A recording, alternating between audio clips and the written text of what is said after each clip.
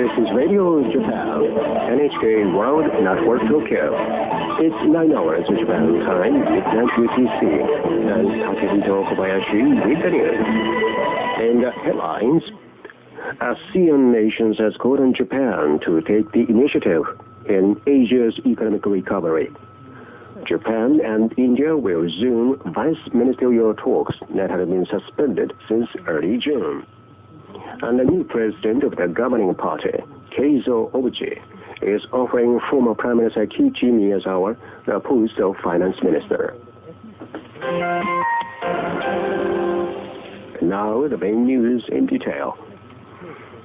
The Association of Southeast Asian Nations has called on Japan to take the initiative in Asia's economic recovery by implementing its own pump-priming measures and financial reforms as soon as possible.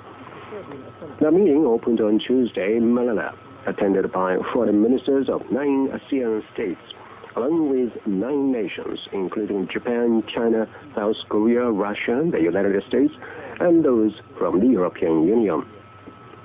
Philippine Foreign Minister Domingo Siason said, all nations and international bodies should recognize their responsibility for Asia's economic turmoil, which has become a major global concern. He said Japan and the United States should show initiative in resolving the crisis. U.S. Secretary of State Madeleine Albright said industrialized nations should import more from Asia to activate its economy, and that Japan has the largest role of any nation. Japan's State Secretary for Foreign Affairs, Masahiko Komura, said, Japan is resolved to implement drastic economic reforms. He said he is confident that the country's economy will again grow rapidly. The meeting will end on Wednesday, followed by separate talks between ASEAN nations and their dialogue partners. Japan and India have agreed to resume vice ministerial talks that had been suspended since early June, following India's series of nuclear tests. Officials said that the Japanese State Foreign Secretary Komura reached the agreement on Tuesday with the Deputy Chairman of India's Planning Commission, Jaswant Singh. Japan and India hold annual vice ministerial talks in either Tokyo or New Delhi.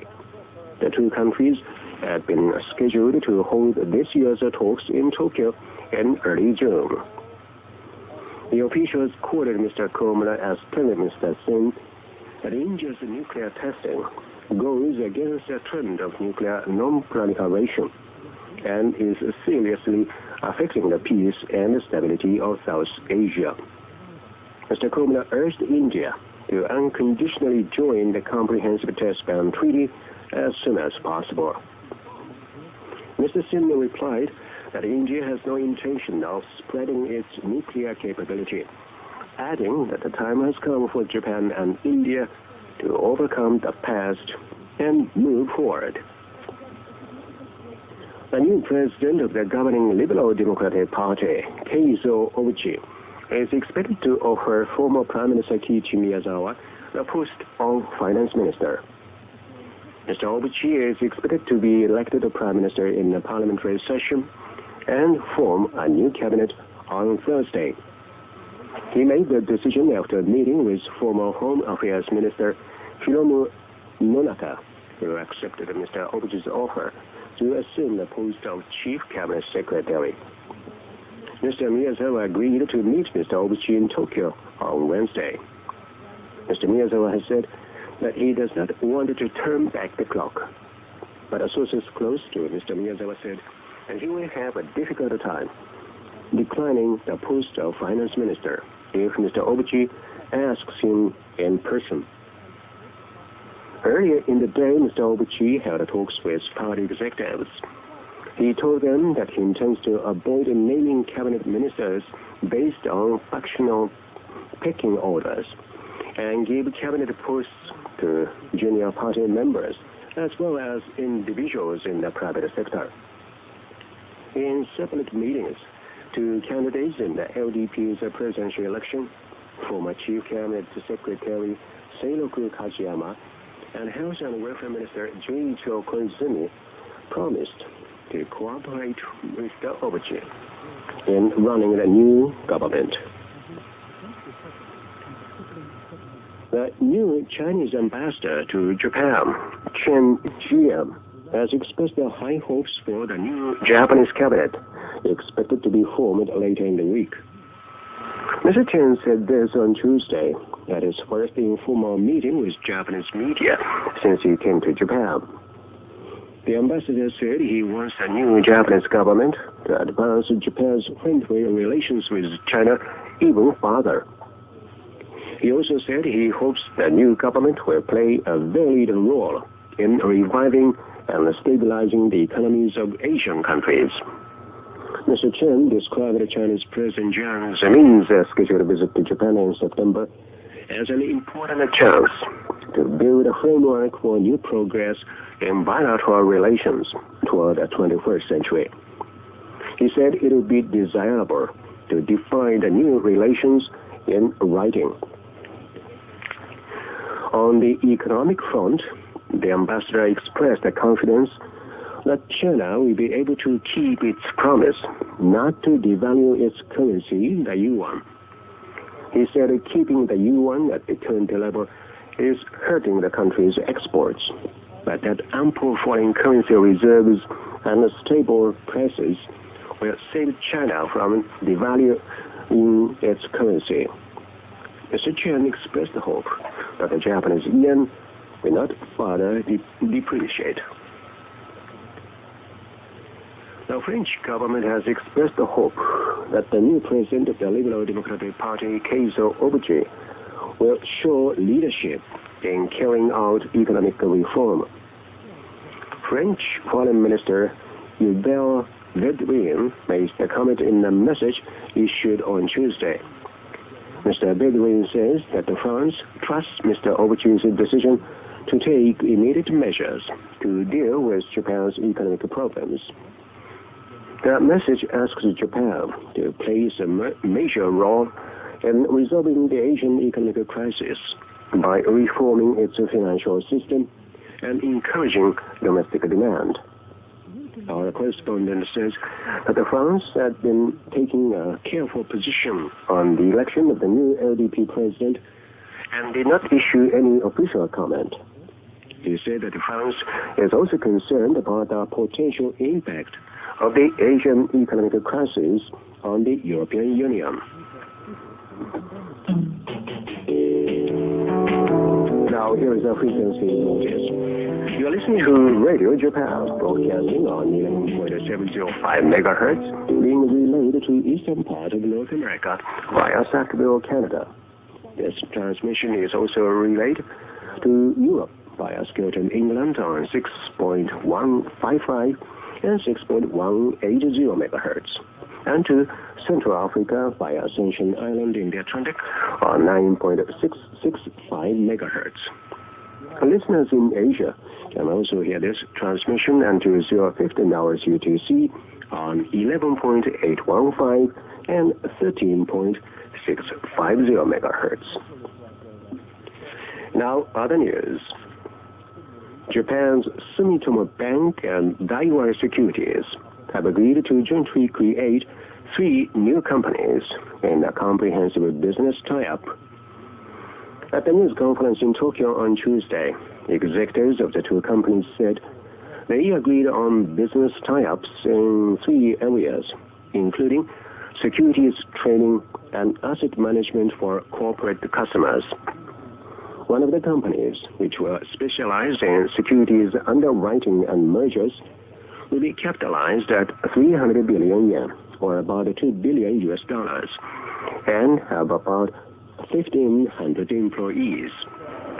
Daiwa will have a 60% stake and Sumitomo 40%. The company will begin business in April. Another company will specialize in derivative transactions, and both Daiwa and Sumitomo will have a 50% stake in the company, capitalized at 50 billion yen. A third company specializing in asset management will be created by consolidating 3 subsidiaries of Daiwa and Sumitomo.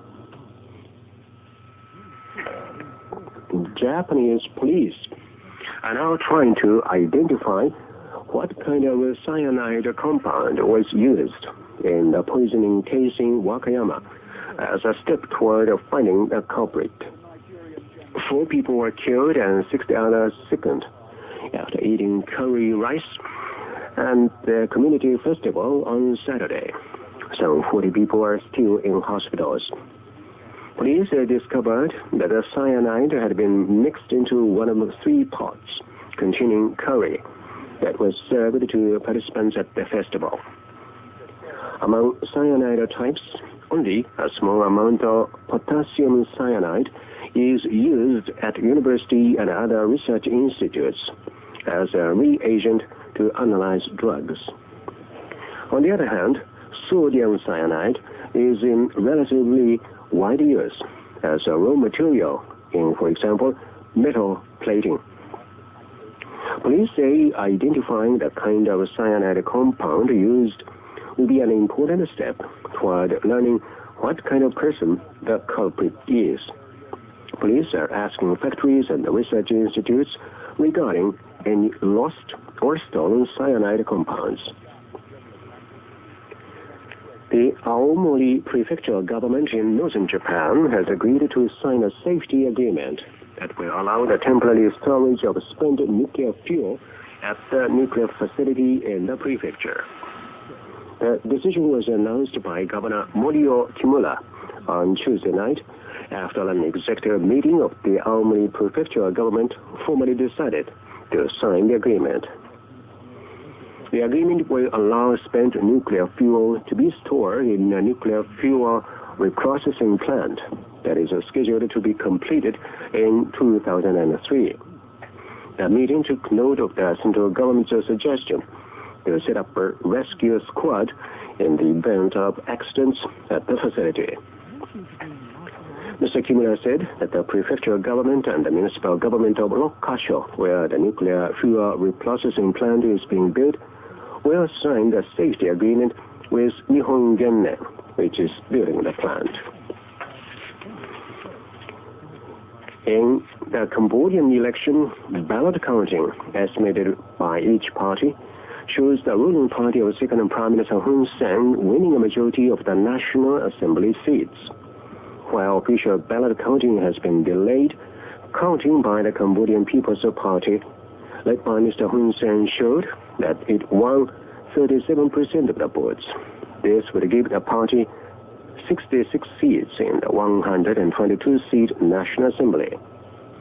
The Hun Sen Pek Party, led by former First Prime Minister Nolon Ranariddh, won 30% of the votes, and the Sam Rainsy Party won 12%.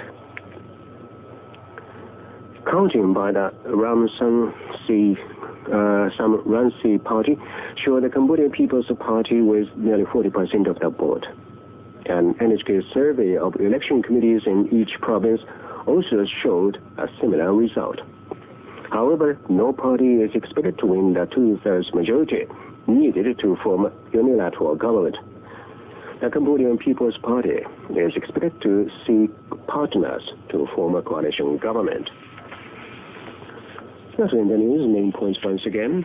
The Association of Southeast Asian Nations has called on Japan to take the initiative in Asia's economic recovery by implementing its own primary measures and financial reforms as soon as possible. Japan and India have agreed to resume vice ministerial talks that have been suspended since early June. A new president of the governing Liberal Democratic Party, Keizo Obuchi, who is expected to offer former Prime Minister Ichi Miyazawa the post of finance minister. And that's the end of the news from Radio Japan, led by Takahito Kobayashi. Next follows Radio Japan, 40 minutes.